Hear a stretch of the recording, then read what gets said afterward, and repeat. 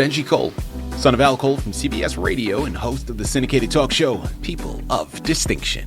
The talk that gives you an in-depth view of some of the most dynamic, intelligent, and successful people on the planet. Run to our website, alcoleenterprises.com for more info. Email me through benji@alcoleenterprises.com if you'd like to get involved with what we have going. And as always, please continue to like and follow our broadcasts. People of Distinction is internationally syndicated solely due to the love and support that you all continue to give. We're available across all major distributors, and as long as you keep following, we're going to continue to put out the content. Now sit back and strap in, because on the line with us today, we have the impressive Sandra Richards. Now we're going to be discussing her amazing book, God Shouts When He Whispers, a personal testimony of God's involvement in my life. That's available for purchase through Amazon, Barnes & Noble, all the regular online book resellers. You're going to want to head on over there and purchase your copies today. And I'm going to tell you why you need to do that in just a moment. Quickly, I want to point out the fact Sandra was brought to our network by one of the best firms in the business, Citi of Books. So for my writers out there who have gone through their process and now you need help moving the book you just developed. If that's you, contact Citi of Books, because this is exactly what they specialize in. Head on over to cityofbooks.com today and gather all the ways that their fantastic team is going to help you do just that. And listen, it is an absolute pleasure to have Sandra here on the line. People, right there in the title, or really in the subtitle, you got an idea of the discussion at hand. But let me tell you, an idea is all you have. This book is layered, man. It is nuanced. It is a collection of inspirational, I don't even want to say stories, because stories gives a connotation as if these are fabricated, as if these are made up. And I promise you, people, they are not, okay? They're taken directly from Sandra's journey as she's walked with God. This is a book that is meant to inspire. It is meant to push you to deepen your connection, your relationship with the man above. I'm telling you, man, I'm looking forward to this discussion, people. I know from Sandra's journey, this is something special. And a lot of these things we're not even going to scratch the surface of today. So by the time we've concluded, you're going to run and purchase your copies so you can continue that journey for yourself. Sandra, first and foremost, welcome to People of Distinction, and thank you for being a guest. How are you? I'm well, Benji, and thank you so much for accepting my appointment to have an interview with you. Of course. Sandra, it was a no-brainer. When the opportunity presented itself, we jumped at it because we understood our listening audience is going to gravitate towards this. The words, the inspiration that you've put together with the help of, that big man upstairs looking over you. This is something that I know is going to offer so much confidence. So listen, thank you for writing it. And thank you even more for being here to discuss it. Before we go into the book, Sandra, start off by telling us a little bit more about yourself and your background. Okay, well, I did not expect to write a book. I grew up in a family of 7 children. My father died and left my mom with us. And later on, she remarried and she had another child. So total, there was 8 children in the family.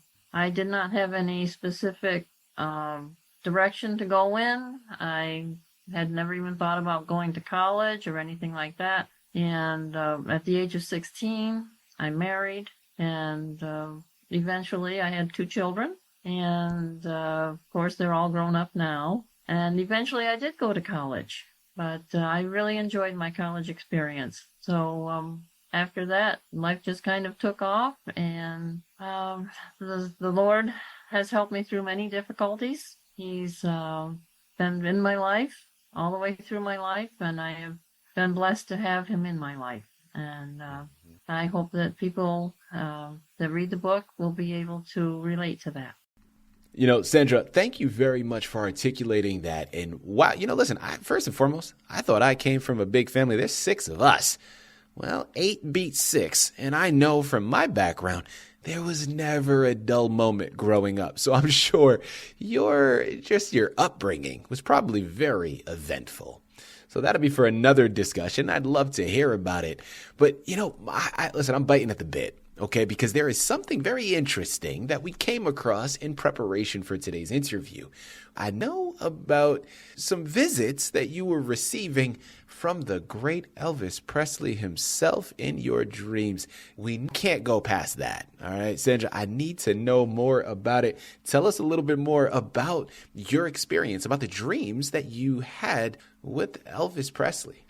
As I had been thinking about him a lot, I did sit down and I write a letter to him. And what kicked me over into that was I saw him standing in a photo with a woman on a tabloid.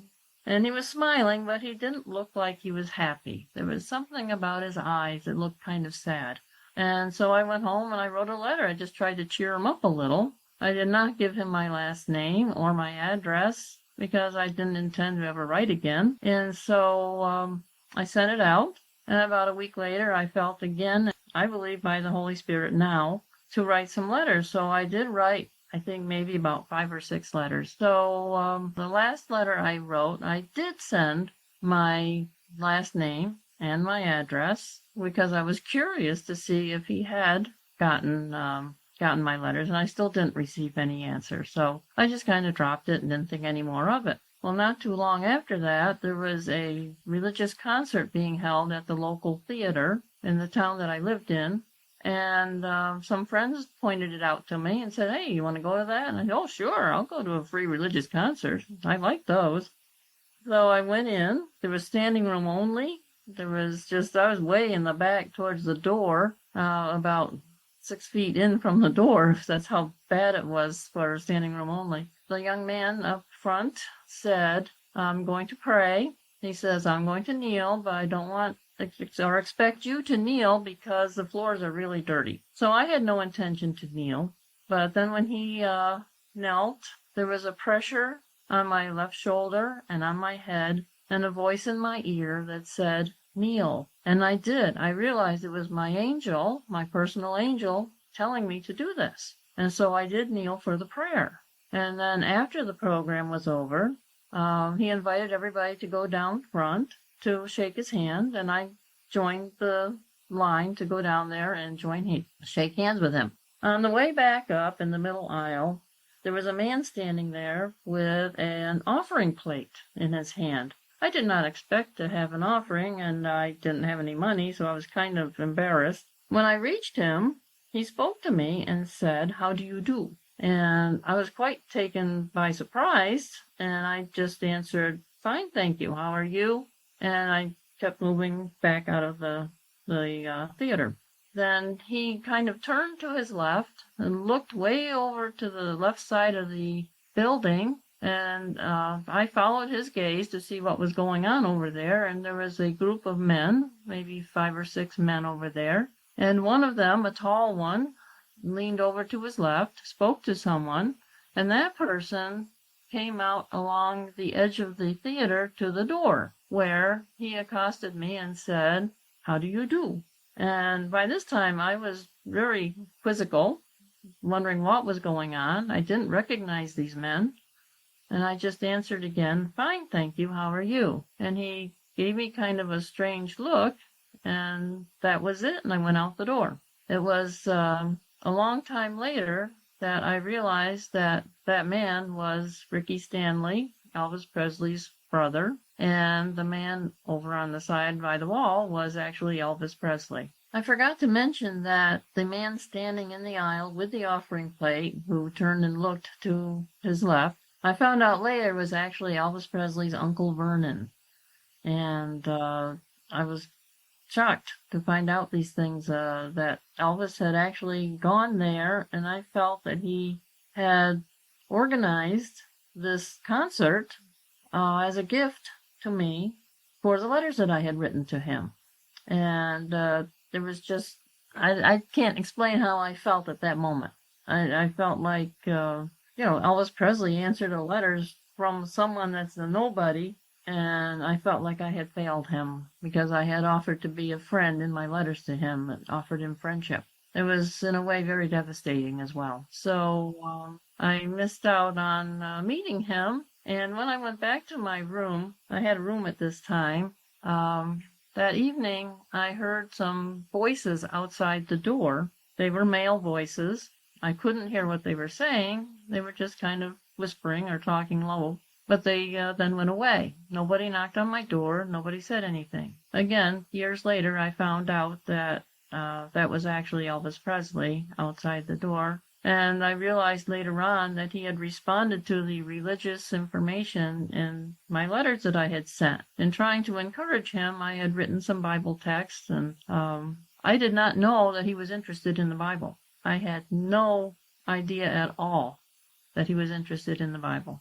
And if I had, I would have gone to Memphis to talk to him.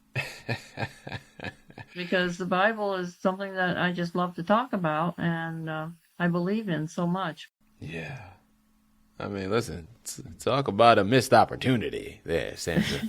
Well, yeah. Listen, thank you very much for sharing. And how compelling is that? People, listen, this book has so many inspirational journeys that you're going to be able to embark upon. Remember, it's Amazon, it's Barnes & Noble, it's a lot of other places. The book is called God Shouts When He Whispers by Sandra Richards. Head on over there today, pick up your copies. Sandra, I want to move on now to another section here.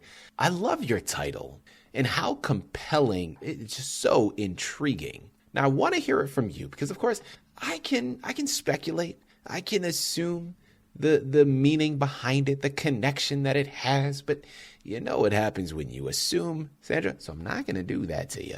Talk to our listening audience. God shouts when he whispers. I love it. Why did you choose that to be the representation for your book, and what does that particular message mean to you? Well, looking back on my life with my relationship with God, again, he was whispering to me to write those letters to Elvis. And I didn't realize how important that could be. And God is shouting when he whispers. He's trying to get our attention. And there have been times when his whispers have been louder shouts in my life. And there are a couple of instances in the book that say that explain more. And he doesn't shout in just a whisper either. Sometimes he'll use some other way to get our attention. For instance, when I was getting ready to retire, I suddenly had this pressure in my abdomen, and I wasn't ready to retire. This was in December of 2019.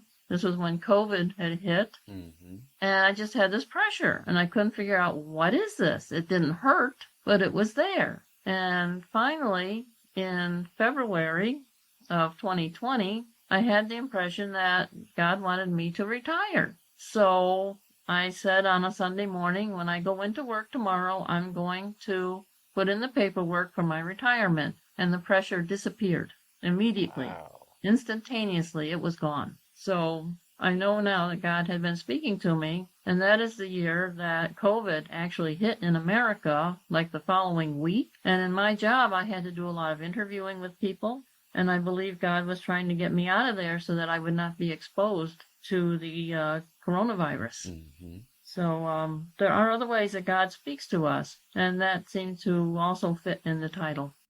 Fantastic. My follow-up question now, Sandra, this, of course, is a memoir, right? Because it follows your specific journey in your path. Well, listen, I know that as you were writing this book, there were a lot more experiences that you had than made it to the pages. So talk to us a little bit more about this writing process that you embarked upon. And how did you make the delineation of which particular stories to share and which ones to leave off? Well, I tried to keep the theme of the book consistent with my beliefs with God, mm-hmm. and how he had impressed me with different things, and how he was guiding my life through the way that he was speaking to me in these different ways. And at the end of the book, there's some very strong convictions about the relationship between Elvis Presley and myself that was not physical, but it was spiritual, mental, and it's hard to describe it because I came to some conclusions that are going to be a little shocking, I think, to the general public, in that I believe that the Lord wants to resurrect Elvis Presley. And I know that's going to be quite a shock, but I believe that I have evidence that God has led me in this direction and taken me to that conclusion. There you have it. Well, Sandra, listen, as we start to wind down here now, I'm curious to know, as you were creating this book, did it have any influence on your faith? Did it help deepen or even enrich your connection with God as you were writing the book? It definitely has deepened my faith. I am at the point in my life where if God asks me to jump and stay up, I will do that if I can. He is my all. He is my everything. I love him. He loves us. And he has spoken to me audibly at times in my mind. And one of the things he has said to me is, all heaven is on your side. And I would like to pass that on to the listeners to know that God is on our side. And maybe they could even share that. Share it with your spouse. Share it with your children. Share it with someone in the street. Share it with an enemy. Because God is on our side. And all heaven is on our side. That's the actual quote. All heaven is on our side. And Jesus said that to me. And I would like everyone to know that. Love that. This is my final question here for you, Sandra. We have discussed so much information here today. Is there anything else that you would like to let our listening audience know before we let you go? Just that God wants to have a unique relationship with each person.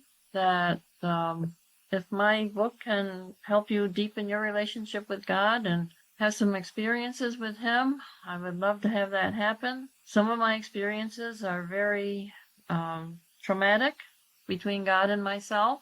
And I don't expect everyone to have those type of relationships. However, I know that we are nearing the close of history in this world and that Jesus will be coming soon. And it is my desire and prayer that people will turn to God and prepare themselves to go to heaven to be with him when he comes.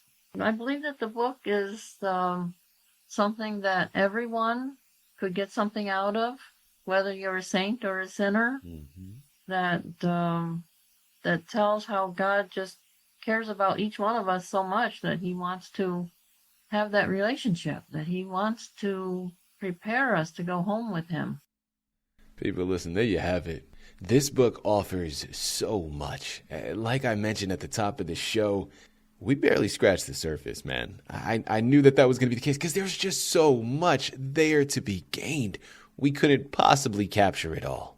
And personally, I like it that way because now the onus is on you. It's Amazon, it's Barnes & Noble, it's your time to head on over and pick up God Shouts When He Whispers, a personal testimony of God's involvement in my life by Sandra Richards.